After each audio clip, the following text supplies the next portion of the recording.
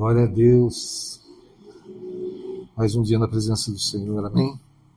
O tema da palavra de hoje é: se você crer, verá a glória de Deus. Amém? Basta crer para ver a glória de Deus. Vamos ler Mateus 12, de 1 a 14.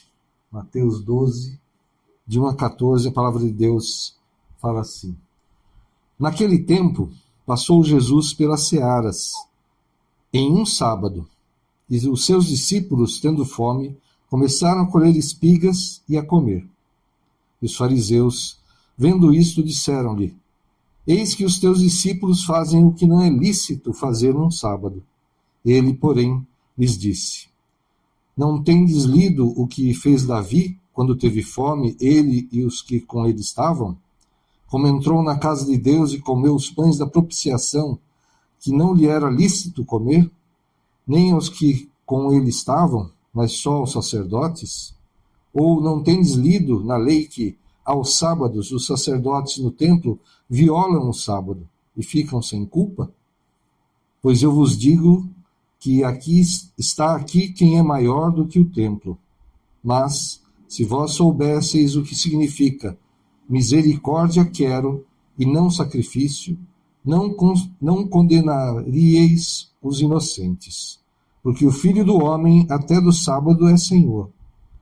E partindo dali, chegou à sinagoga deles, e estando ali um homem que tinha uma das mãos mirrada.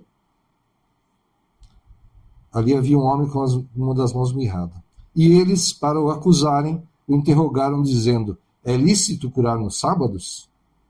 E ele lhes disse: Qual dentre vós será o homem que, tendo uma ovelha, se no sábado ela cair numa cova, não lançará a mão dela e a levantará?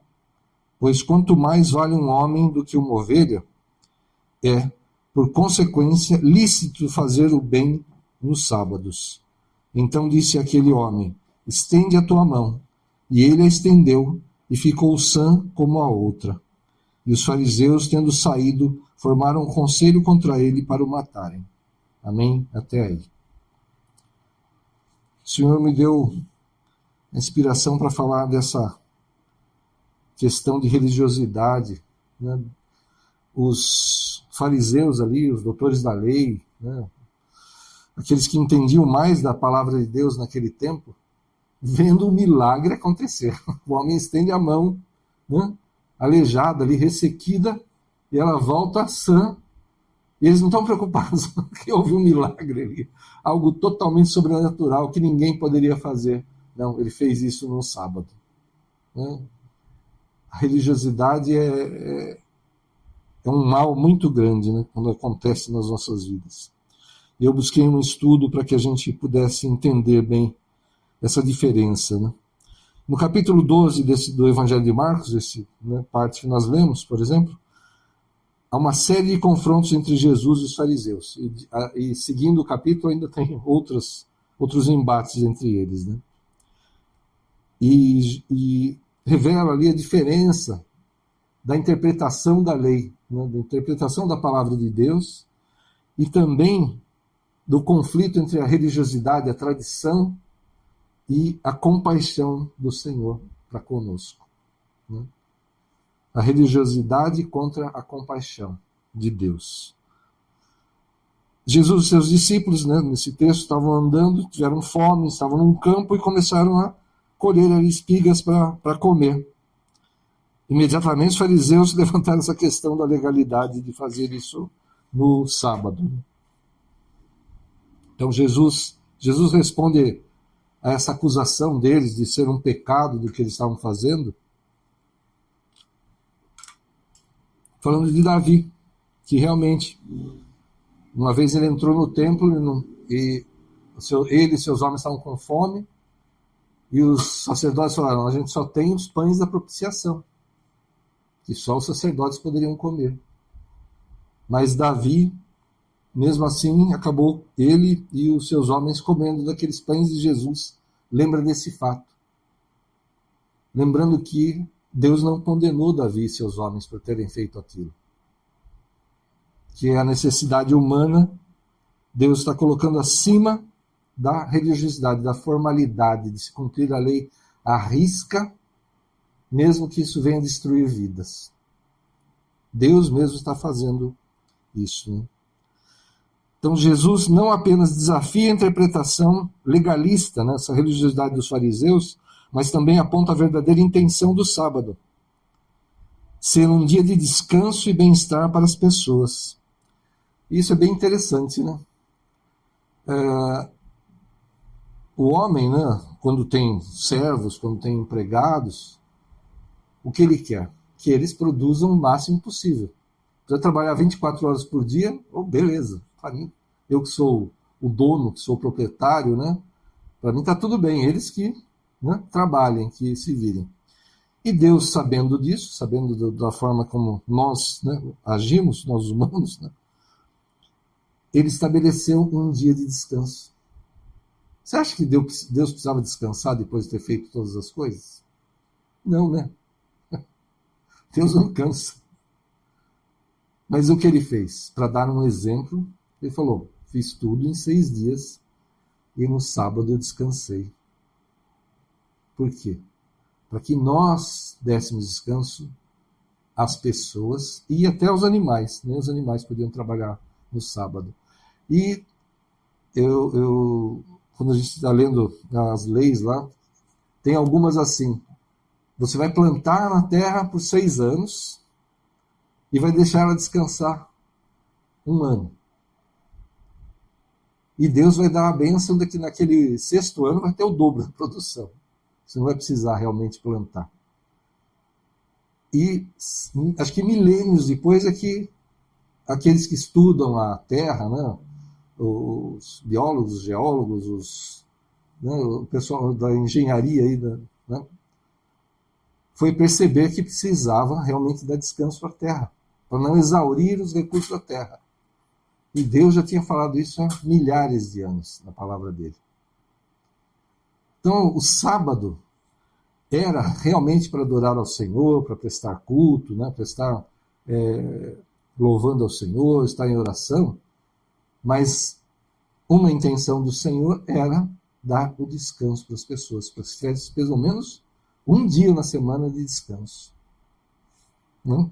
Então essa era a intenção, uma das intenções de Deus ali com o sábado. Então, Jesus mesmo falou que o sábado foi feito para o homem, não o homem para o sábado. Amém?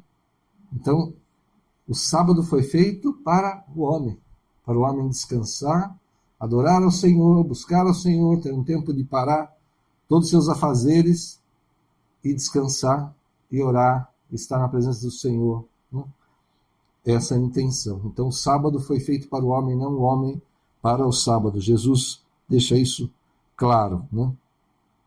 Então, ele está destacando que a lei não deve ser interpretada de maneira tão rígida e desumana que não tenha compaixão nem sensibilidade com as necessidades das vidas das pessoas. Se a lei vai destruir uma vida, então você deve repensar. Eu não tinha notado, mas aquela mulher que foi pega em adultério devia ser apedrejada. Né? E como foi lembrado numa ministração já há algum tempo, acho que o pastor Edivaldo que trouxe essa lembrança, se não me engano, o homem não estava ali, né? Os dois tinham que ser apedrejados, não era só a mulher.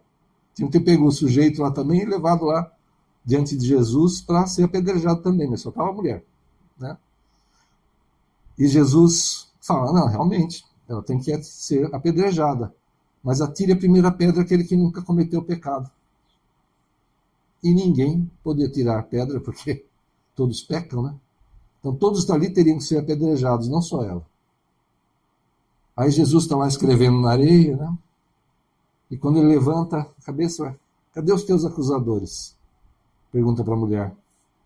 Não ficou nenhum, nem eu te acuso, vai e não peques mais. Ele não pegou uma pedra, ele poderia pegar um monte de pedra e tacar nela, porque ele nunca pecou. Mas ele teve compaixão. Ele perdoou e orientou para que não pecasse mais. Amém?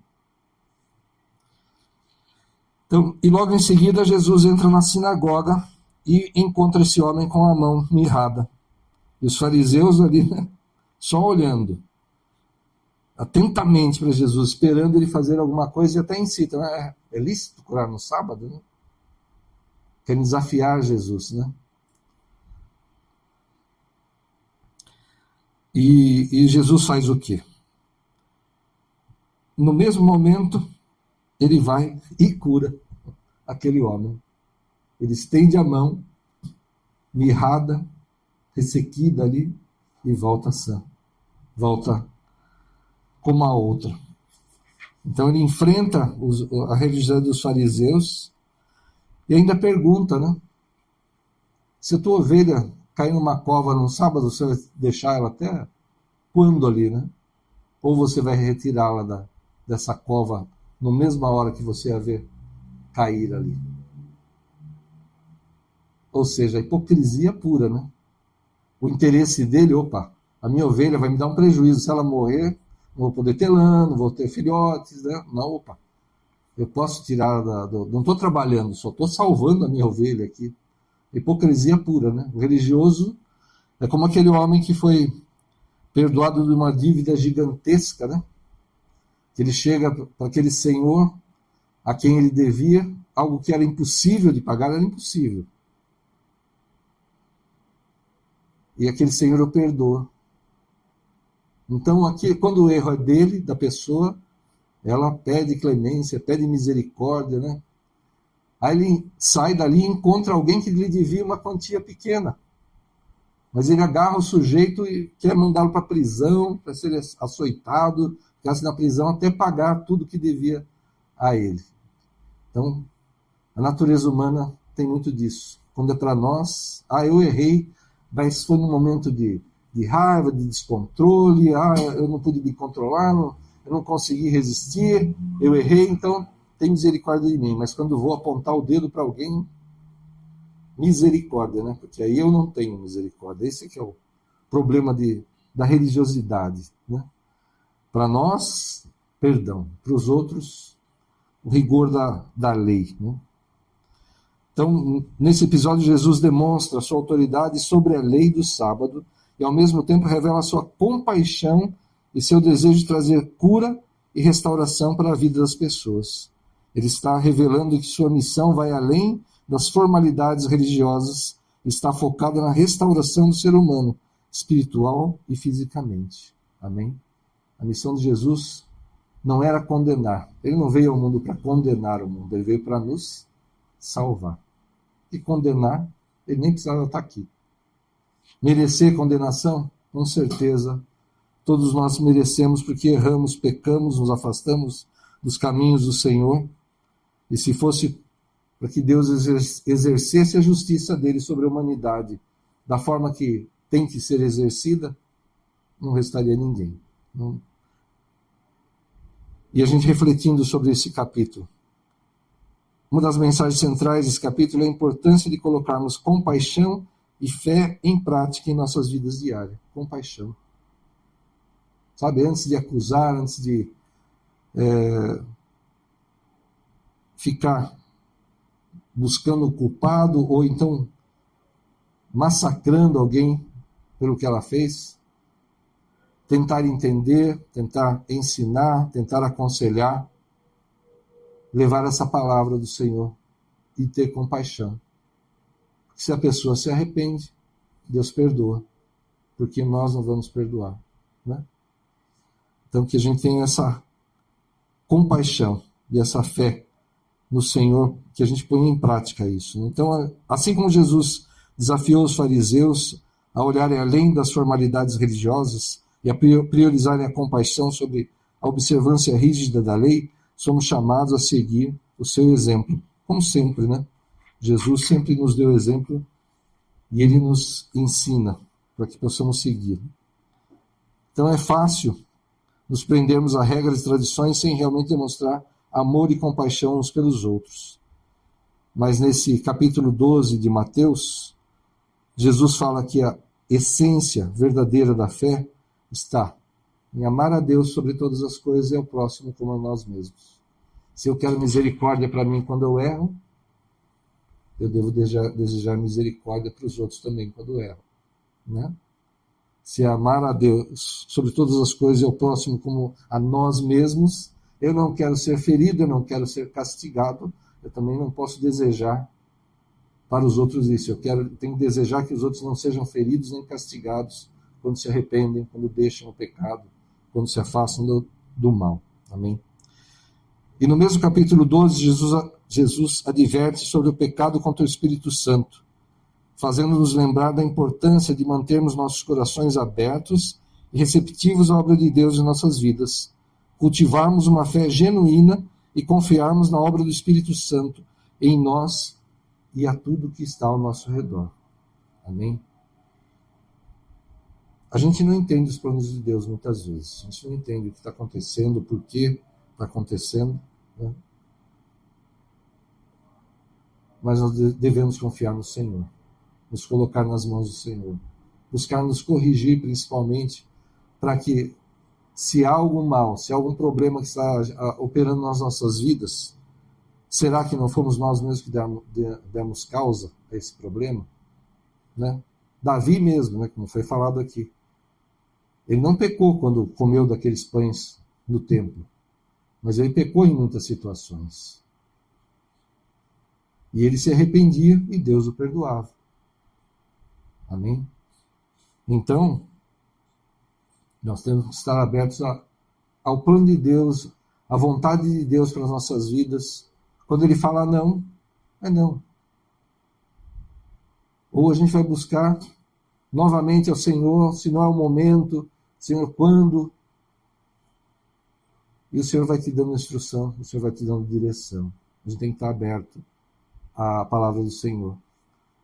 Algo que é controverso, né, vamos dizer assim, é que as mulheres sejam pastoras, por exemplo. Tem muita gente que fala, não pode ser, de jeito nenhum. Por quê? Porque a mulher tem que ficar em silêncio na igreja, como o apóstolo Paulo falou ali numa das cartas. Só que é engraçado, a hipocrisia, né? A mulher pode ser levita, ela pode louvar o Senhor na igreja. Ela não está quieta, então. Ela pode ser uma diaconisa. Então, ela não está quieta, ela vai ficar muda. É só no... Ela vai, Libras, vai falar no gesto, ela vai estar falando. E ela vai estar dentro da igreja. Né? Ela pode dar aulas, pode ensinar as crianças, pode ensinar os jovens e tal. Hipocrisia pura.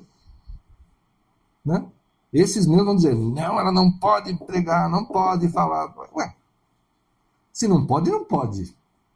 A mulher vai ter que entrar muda na igreja e sair calada. Ele não vai poder exercer nenhuma função em que ela tenha que usar a voz, porque ela tem que ficar quieta. Né? Olha a religiosidade aí, a tradição dos homens quebrando o mover de Deus. Deus usa as mulheres? Com certeza. Amém?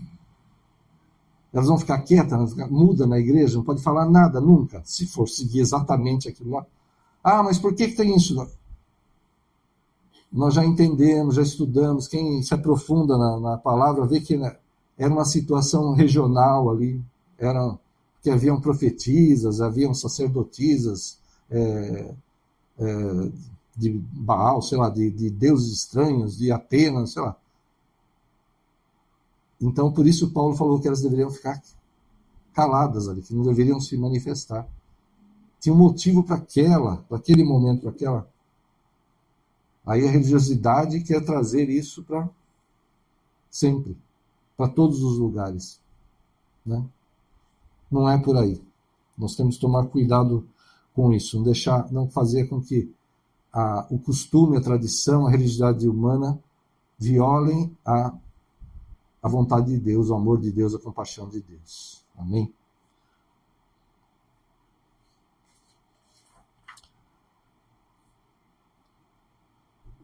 Glória a Deus. Vamos fazer uma oração?